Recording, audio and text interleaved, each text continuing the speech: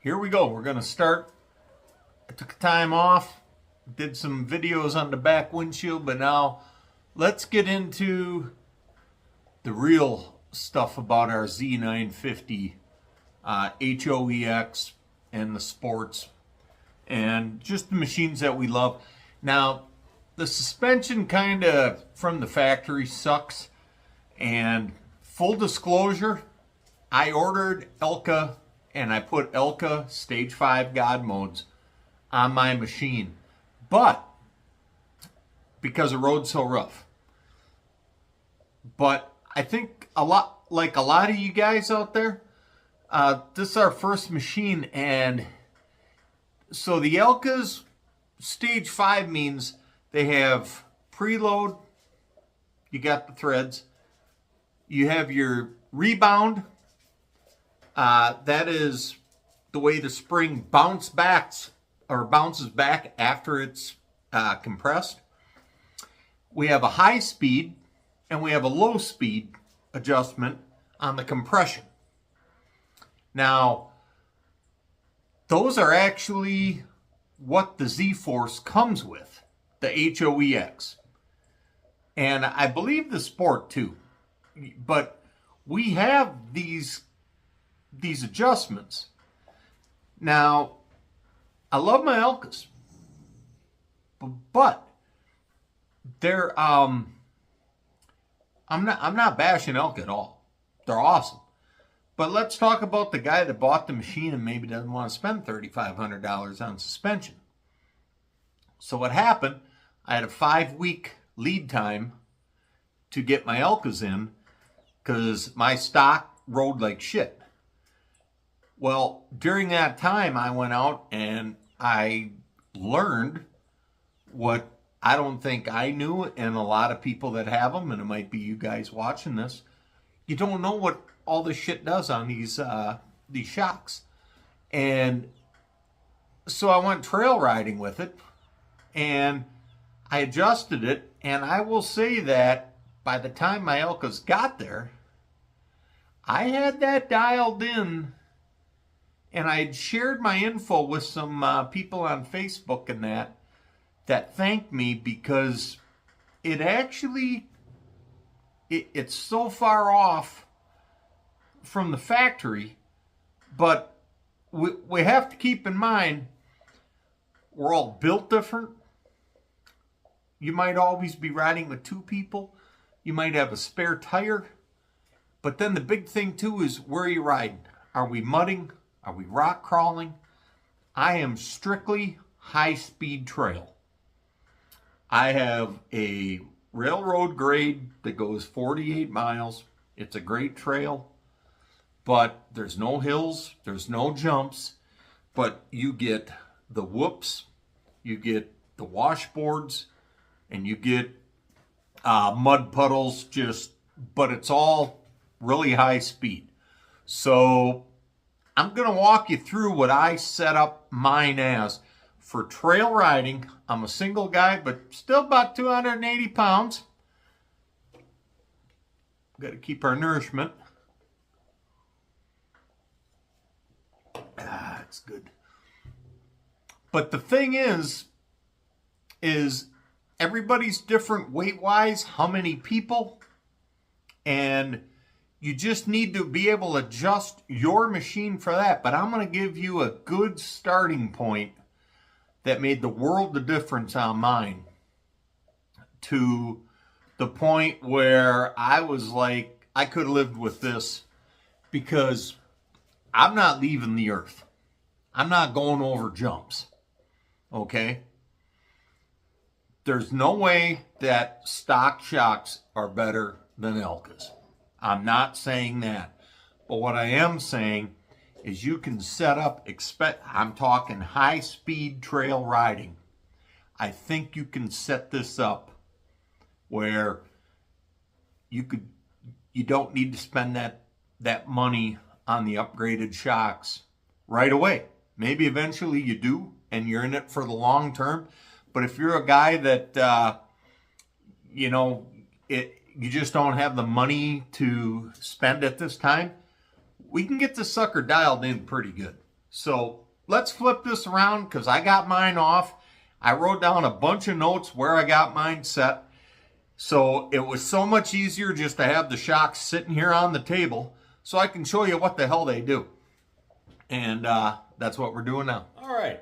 So here's my front. Here's my rear. Rear are much larger, as you can see. But kind of the same shock, just different things. So here's the big failing on the Cfmotos. Okay, so here's your crossover point. Now, this top spring, look what we got here. We got three coils of metal touching each other. That's not spring because it's not going to do anything. It's got way too much spring in it. This could have been cut off here. So guys, you can buy, they call them tender springs. You can buy them that are shorter because this is what's hitting first, okay? And then once they override, then they cross over to the bigger springs.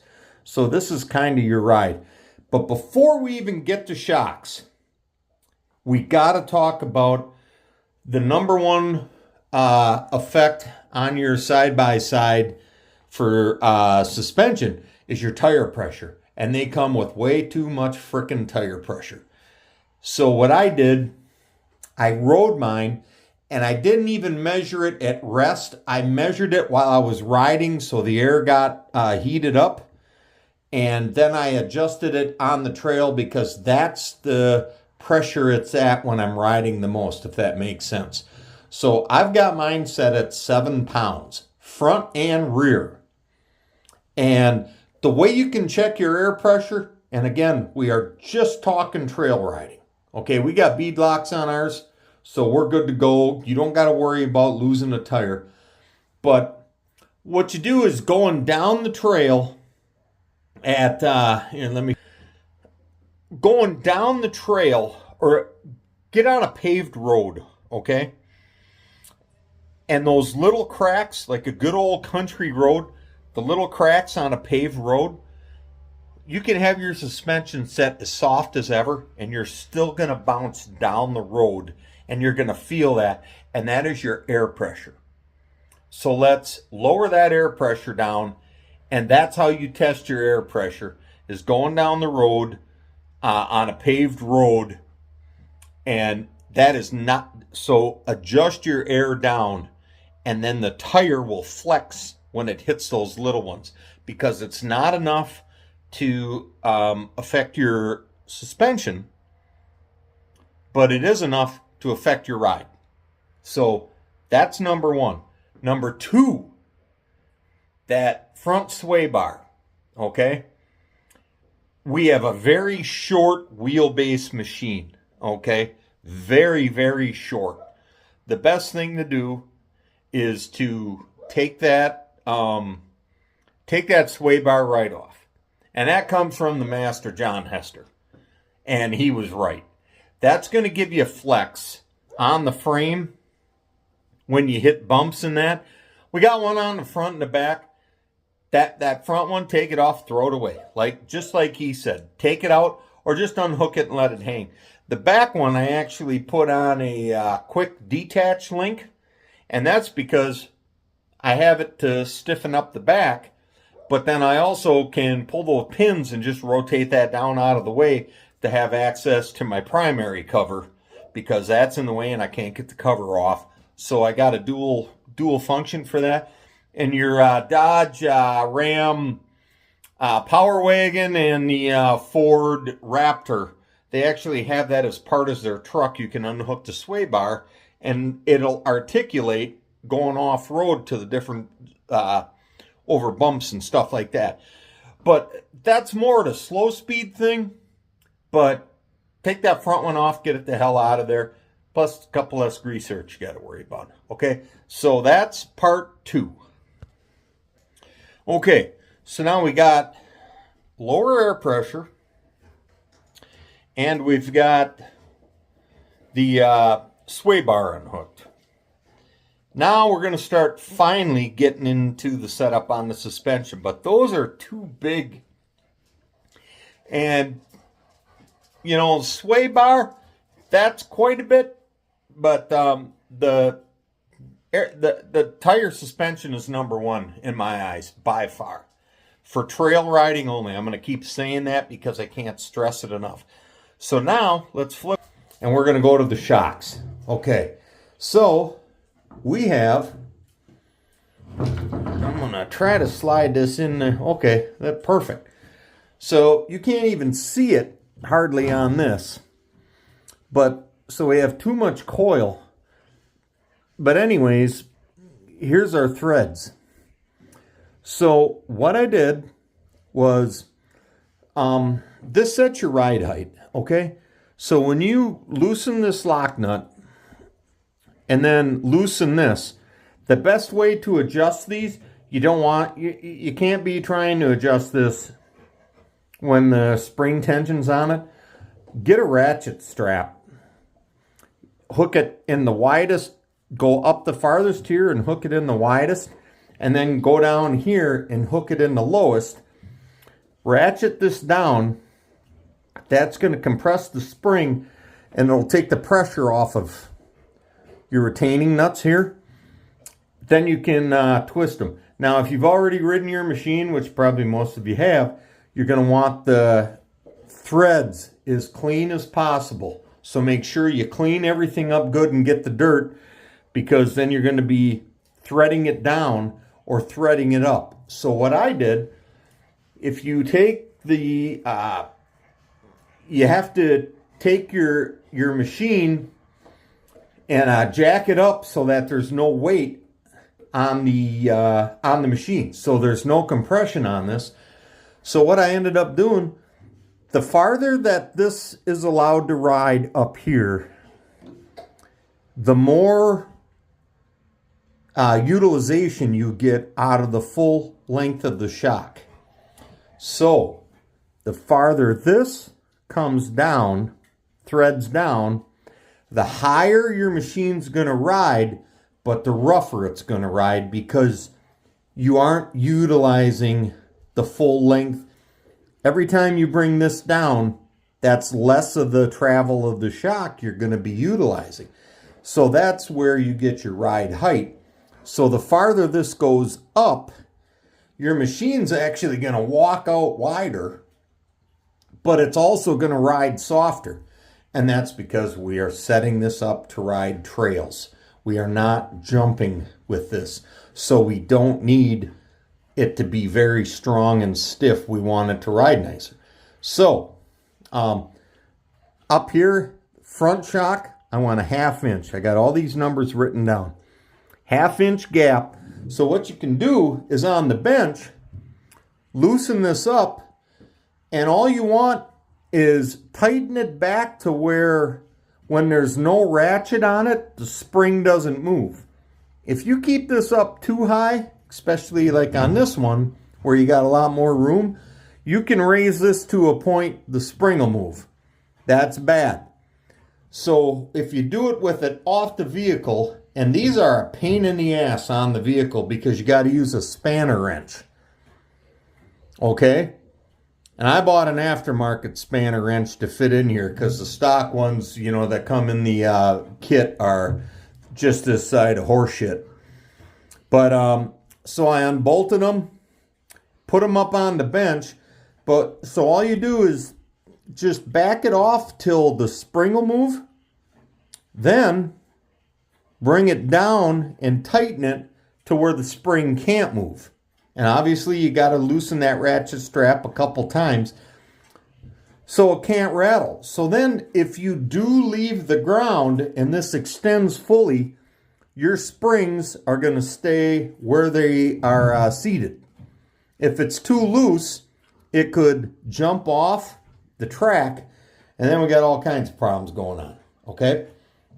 So that's the biggest thing. But on this here, I moved that up. On mine, I went to a 1/2 inch. So that's the preload. Measure from here to the top. and that's a 1/2 inch gap. On the back, the factory, the distance between here and here was 3 3/8. So I compressed these and I took it down to 2 3/8. I moved it an inch up higher. And actually I achieved, by doing that, I went from a 64-inch machine to a 66-inch wide. So that's something else to keep in mind. You're going to go wider, but now I'm using that much more of the travel as the springs and the suspension for the ride. So that was the next step. Then I put that in, and you know, you might be able to bypass this step. I just wanted to be able to utilize the full travel of the shock, because the more travel you have, the softer the ride you can make, if that makes sense. And again, it's for trail riding only. You don't want this if you're jumping and all that, because it's too soft. It's going to collapse. You want the ground clearance and all that. I'm on a trail. I don't need it. Rock crawling, I can see raising the ground clearance up, but I just don't ride like that. So this is just for the high-speed trail. But man, what a difference it made. Okay, so now on the, move my camera here a little bit. So on the HOEX, we got these pain in the asses down here. These red dials, these are your rebound, okay? So the rebound is after you've landed on the ground and you've compressed these all the way.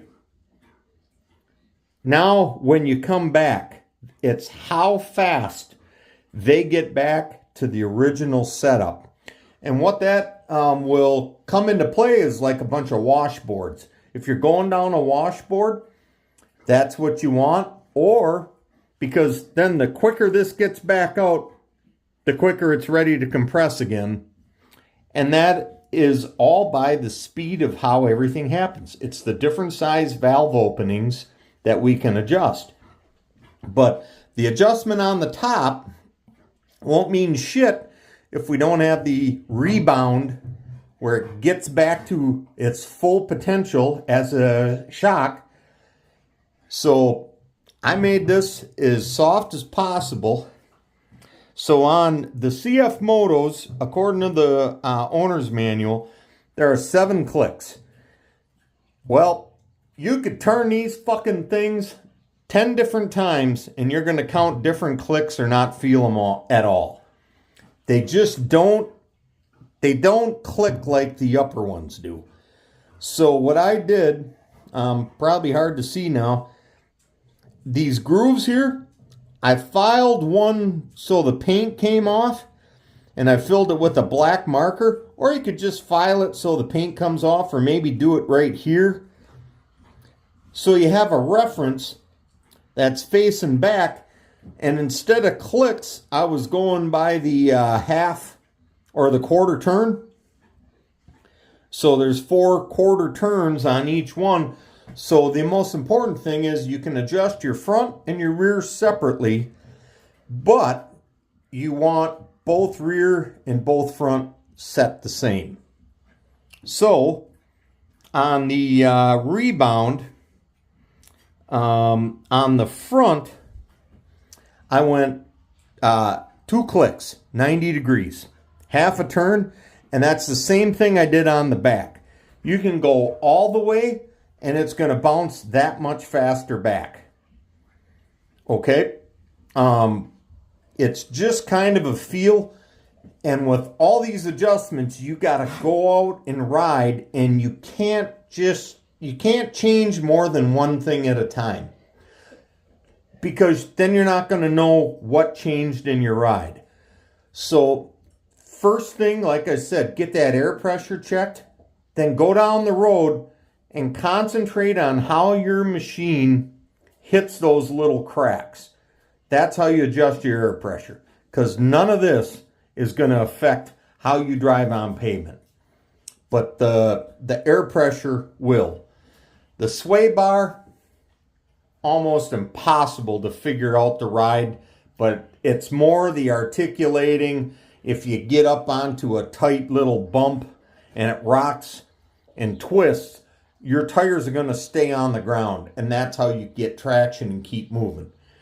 So with the rebound, I suggest going as soft as possible, and then go test drive it. I think you're going to be as good as soft as possible. Maybe, like I said, I want a half a turn. So you got 7 clicks total on the rebound, and they're hard to feel, the clicks. They don't do an audible click. But counterclockwise is to the negative. So when you turn it counterclockwise, as you're looking down onto the suspension, that is the more counterclockwise you go, the faster it's going to react back to its place. And that's what we want. High-speed trail riding, we want it back to its original condition. And if it's a little too fast coming back, it might kick back at you. So then you would tighten it up a little bit. But you're really safe to keep these, lean them towards the most open so that the oils can go back to our piggyback as soon as possible. They're not being restricted. Because you can get to a point where you hit, maybe not, now we're not talking washboards, we're talking whoops, and a lot of them, if they don't get to go back to the original fast enough, they're not going to extend. They're going to still be compressed, and then you're going to hit the second one, and then the third one, and you're going to start bottoming out because it's not allowing the shock to react to the bumps fast enough. So with that said, let's move on now. Now we're getting to the meat and the potatoes here. Okay? We have a black and a red. And of course, they're upside down. The red is high speed, HS, low speed. It's got the negative, the plus, the negative, the plus, and it's even got arrows. The problem with Cfmoto, the front's not too bad because you can reach in and see them. The back with the trailing arm suspension sucks ass because you can't see what you're doing. You want to be jealous? Look at a, let's say like a KRX, Kawasaki, or a Can-Am X3. The shocks come up through the body. You can change them from the frickin' driver's seat if you don't have a windshield. We don't get to do that. The front aren't bad, the back suck. You got to lay on the ground and you got to reach way up. And so that's where this video is, I think, really going to help. Because your machine is going to be sitting, well, I should probably, let's get the back one in. Your machine's going to be like this, so you're going to have to lay on the ground, and you're reaching way up in there, and you're damn near feeling blind, reaching blind. All right? So the inner shock,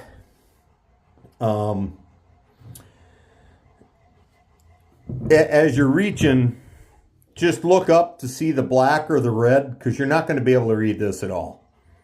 So the red's high speed, the black is low speed. So let's go with the low speed. That's real easy. Your low speed, what can get very confusing with these is, okay, so even your owner's manual, it says high speed, low speed. That is not how fast you're driving. That is the speed the shock is moving. The shock is working. Low speed, if you did a pylon course, a zigzag in between, and where you get the body rolling left to right, that's the type of action your low speed does. Another one would be if you gun it when you take off and the machine rocks backwards, or if you hit the brakes and it wants to nosedive, that is your low speed compression. You can be going down the trail at a high speed, and all of a sudden you'll feel the body almost like a boat on the water going with waves. You know how it gets a little uneasy rocking? That's your low speed compression. So that's one I would recommend to kind of start high. Again, we have 7 clicks on the low speed per the manual. So on the front, we're not carrying as much weight on the front. So on the front, I went right in the middle. So I went counterclockwise to 0, and then I clicked 3 forward. Now here, we're going to try to listen real carefully. Did you hear that?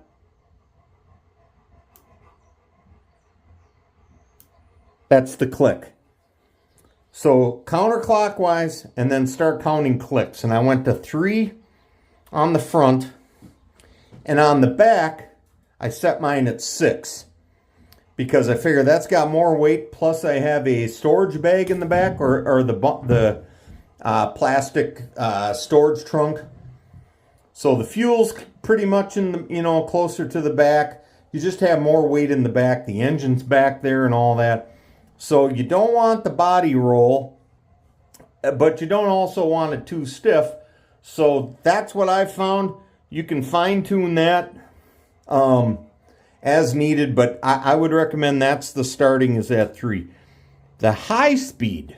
Now, high speed compression, that is how fast this is going to compress, okay? So think about it as that is you're going 45 mile an hour down a trail, and you got a bunch of those ruts, whether it's the washboards or your mud puddles, like a bunch of them, one after another. You just got to picture this. You're going that fast, so you hit one bump, and then you hit another one, and then if you got the washboards, you're hitting a bunch of them.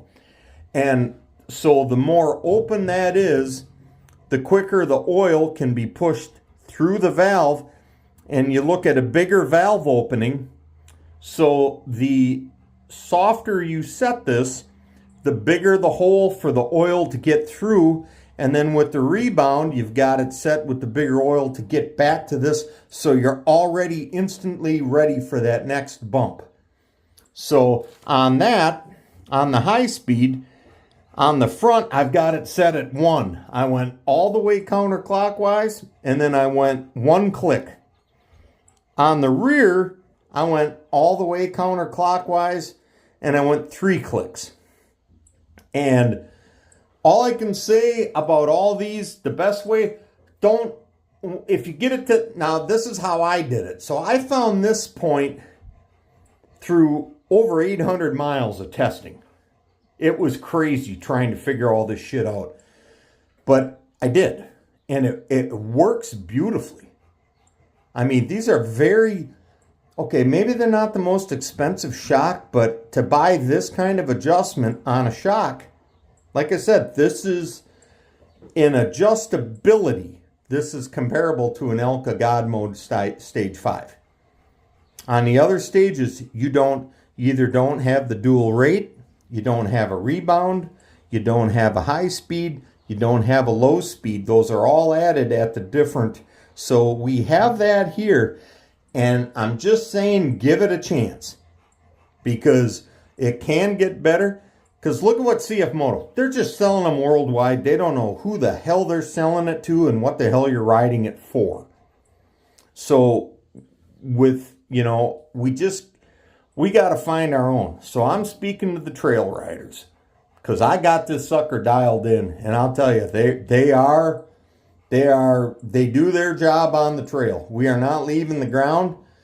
But then when you have this written down, okay, we had another rider and it's riding a little rough, or we're bottoming out. Hey, a couple more clicks on the high speed, or if found this big old girl, she weighs too much, but I'm giving her a ride. Hey, we can just reach down there and maybe give it 3 more clicks to the low speed, so when we go in the corners, she's not leaning over towards you as much. She's just staying on her side of the machine.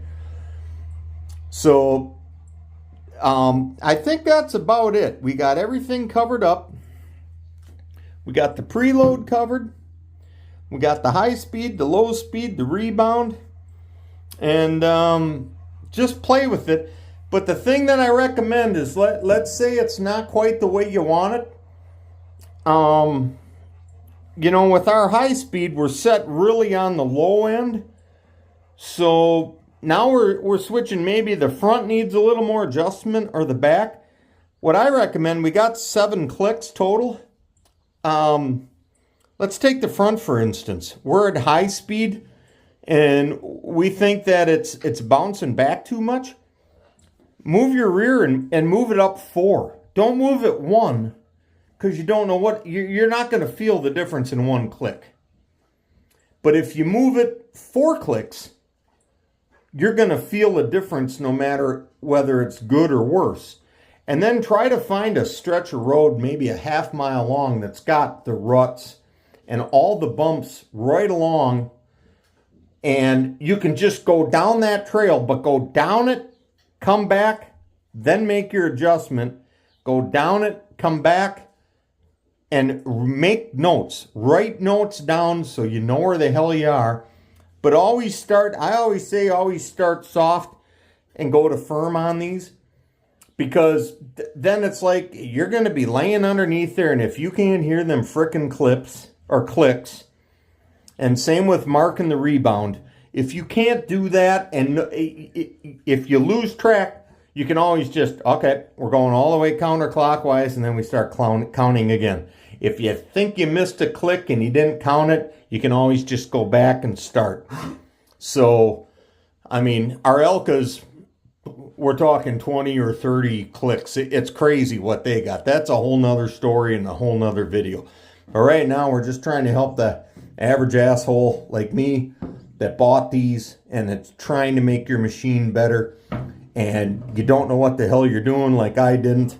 And you just read, you research, and get her figured out. And I think you're going to be pleasantly surprised that we can get these riding up and down the trail pretty damn nice, and you're going to notice a whole hell of a lot of better handling and response, because then when your tires are on the ground, everything's better. You're getting more traction. And I also ride in 4-wheel drive, even up and down the trails, because when you're going that fast up and down the trail, when the rear end, if it's kind of getting light or whatever, we got 2 rear tires spinning the same amount because they're always locked in. So if you go to a skid pad training or anything where you do advanced out of control slides and that with vehicles under power, the spinning wheel is going to want to pass.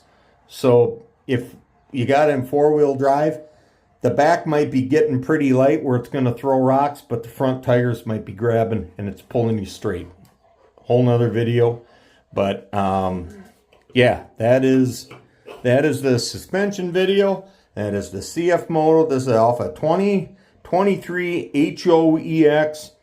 They're pretty much the same for a sport HO. It's just they got a couple different dials instead of the, you know, but they still got the rebound and all that. But that's where we are. And here's where I am. One of these coming at me. You guys enjoy. Thanks. Comment. Tell me what you think. Show me your results. Ask me some questions. I'll be there to help. And cheers, man. Cheers.